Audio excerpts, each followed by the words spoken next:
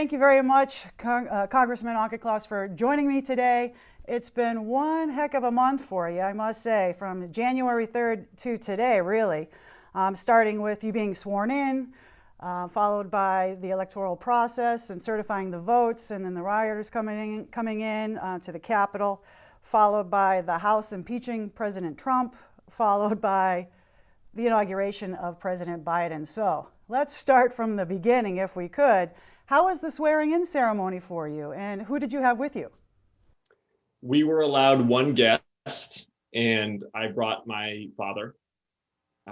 He was a big part of my commitment to public service. His mother, my grandmother, Catherine Auchincloss, was really a pioneer for women in politics in New Jersey in her life. And her brothers and father had been involved in national administrations. And I used to have dinner with her every Sunday night, and she would talk about politics in a way that almost would sound quaint today as something that you could be proud to do and something that was important in helping people. And she's no longer with us, but he was there for her and for him and for me. What did it mean to both of you to be there together and look, stand in front of the Capitol, standing there in the swearing-in ceremony? I mean, obviously your grandmother was a big part of that, but what did it mean to you both? Before I walked into the House chamber, my father and I stood in front of the massive painting of the signing of the Constitution, and reflected on both how resilient and impressive and also how fragile this Republican experiment that we have is. It was crafted hundreds of years ago. It's persisted through war and strife and depression. But every generation is a steward anew of it. And taking that oath and holding the Constitution against my heart was a momentous occasion for me. And also it was one that makes you feel kind of really big that you're taking part in this grand experiment, but also really small because so many have come before and the shoes are so big to fill, including in this seat with the likes of Father Drinan and Barney Frank and Joe Kennedy, all heavy hitters, all people who have served the district so well. And I'm looking forward to continuing that legacy. Well, that was kind of tried for you on January 6th when you were you in the chamber when the rioters actually broke into the Capitol? No, because of COVID restrictions, we were voting in waves and my wave hadn't been called yet. So I was in my office still where I remained in lockdown.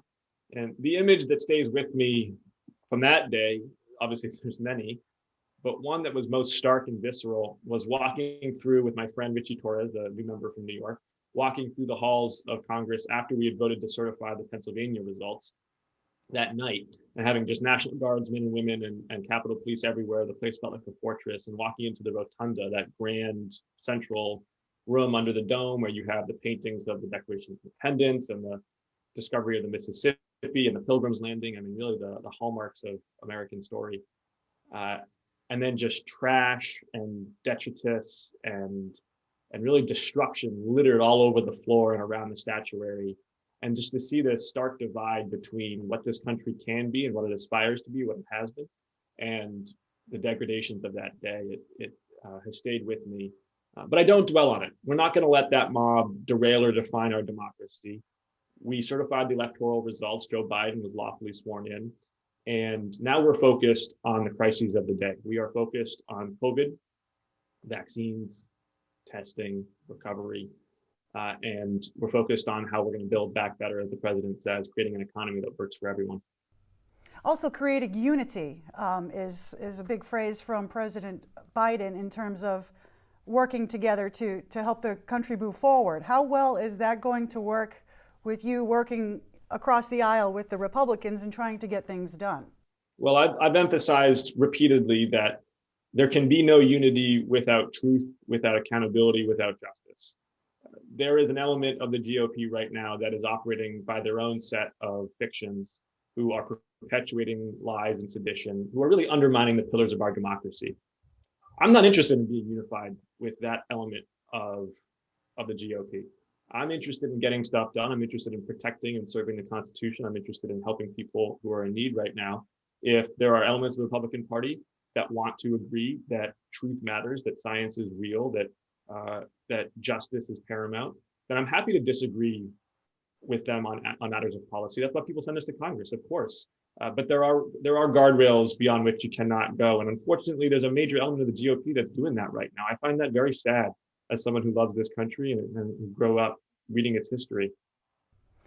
And with that, I guess there's some rumblings that some of the representatives may, in fact, be not really impeached, but kind of kicked out. Well, I've signed on to letters to censure or expel three Representatives Brooks, Gomert, and Taylor Greene. And I want to be clear because I take that seriously. I don't. You don't want to criminalize politics. You don't want to get into a situation where you're just kind of throwing people out of the chamber because you disagree. That's not what we want. We are all set here by our constituents, and we reflect our constituents' values and priorities. And we're meant to disagree and debate. That's fine, even vigorously, even passionately. What's not okay is those three inciting political violence and really conspiring against the United States government and against the safety of their fellow members of Congress. That's not acceptable. That's beyond the guardrails of the chamber, and they need to be censured and removed. And moving forward, you're currently on the Transportation and Infrastructure Committee as well as the Financial Services Committee.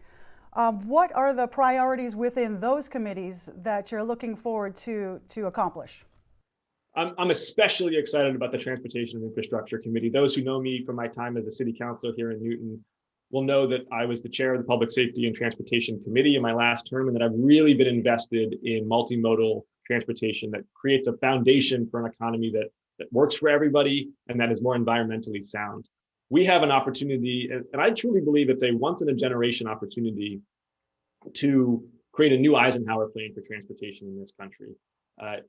We are debating, or soon to be debating, a massive infrastructure bill, and we need to be investing much of those funds into reinventing transportation and defining transportation projects, not just by how many more vehicle miles they could induce or which ones are shovel ready, quote unquote, but rather which are the ones that connect people to jobs and services. And that's measurable. That's not qualitative. You can actually truly measure how well you connect people with jobs and services. That needs to be the metric.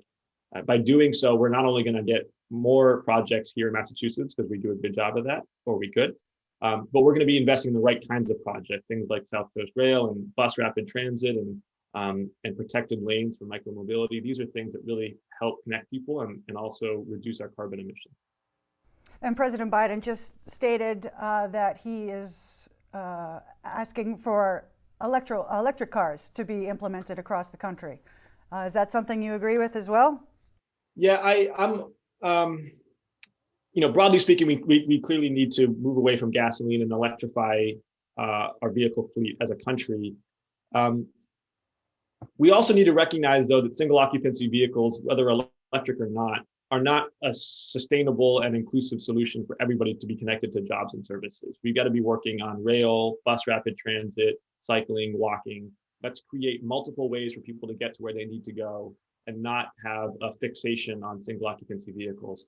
One thing that's directly relevant for Newton, and which Representative Kay Kahn and Representative Peisch and Representative Dykema, all in the district, have really been working on hard, is the Framingham-Worcester line. This is a commuter rail line. It is really premised on kind of an antiquated 9-to-5 commuter view of how people want to be connected to jobs and services. It needs to become a 24/7 regional rail. It needs to be much more reliable. It needs to be faster. It needs to have higher capacity. Doing that is going to be a significant upgrade for my constituents in the district. And also, it's going to really improve congestion and reduce carbon footprint. With the MBTA cutting back because of COVID, how will the federal government be able to help the MBTA?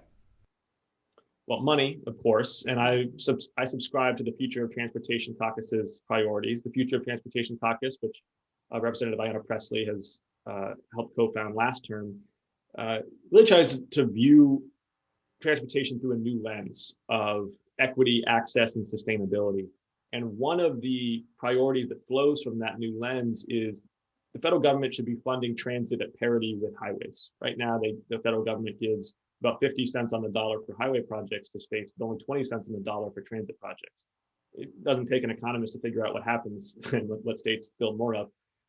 Let's be investing instead more money into transit and focus not on expanding highways, but on the maintenance backlog that has accrued over the last 70 years, especially for bridges, which really present a danger to the traveling public.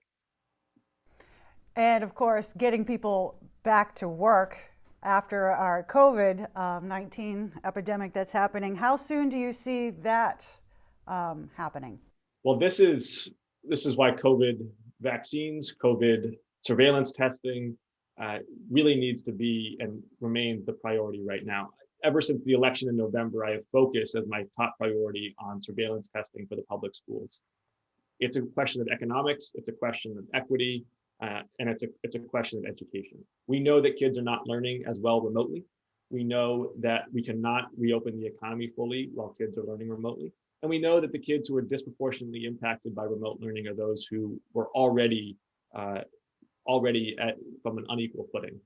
And so for those three reasons, I've really focused on making sure that the school districts in my congressional district have access to pooled surveillance testing so we can create the conditions alongside better HVAC and mask wearing to get kids back to full in-person learning. Because we're going to need to be doing this for probably the next 18 months to ensure we've got the conditions for safe in-person learning.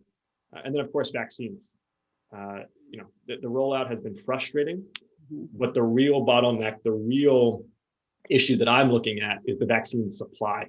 Right. Even more important than vaccine logistics, the vaccine supply. Only 100,000 doses will be coming to Massachusetts in February every week. That's not enough. I mean, you can just do some Sharpie math on the back of your napkin. 5.9 million people in Massachusetts is not enough, not fast enough. We need way, way more. I know that Johnson & Johnson is coming out with theirs, but that's really only for people 18 to 55 that they've been testing on, and they're still in phase 3 right now. So with that, you've got still the kids in school, and you've got the over 55 that won't be able to do it, and it's only one dose.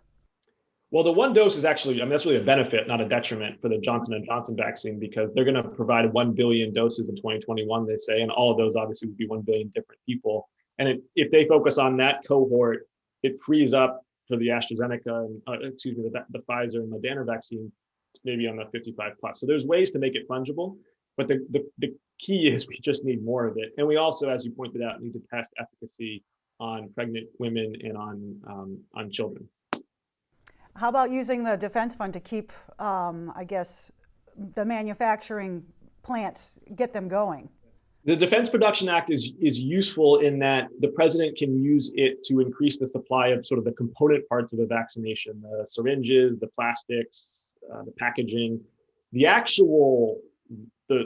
creation of the actual biologic, though, unfortunately, that's not so much an issue of there's idle manufacturing equipment out there that's not being used for that. It's all humming. It's a question of restrictions in personnel and expertise and equipment.